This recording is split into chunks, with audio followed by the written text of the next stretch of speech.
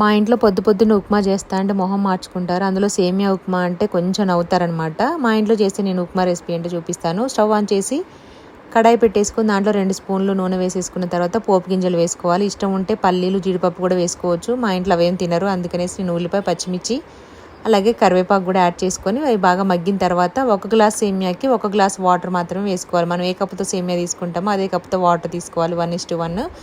తర్వాత టేస్ట్కి సరిపడా సాల్ట్ యాడ్ చేసుకొని మనకి వాటర్ మరిగేటప్పుడు దాంట్లో సేమియా వేసేసుకోవడమే.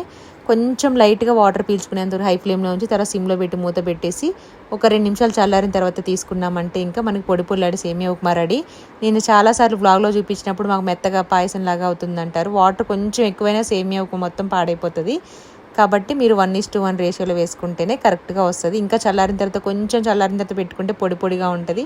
ఎంత తిన్నా తినాలనిపిస్తుంది. ఈ ఉప్మాకు మాత్రం మా ఇంట్లో 100కి 100 మార్క్స్ వేస్తారనమాట. నాకు కూడా చాలా ఇష్టం. మీరు ఒకసారి ట్రై చేయండి ఎప్పుడు తినకపోతే. Thank you.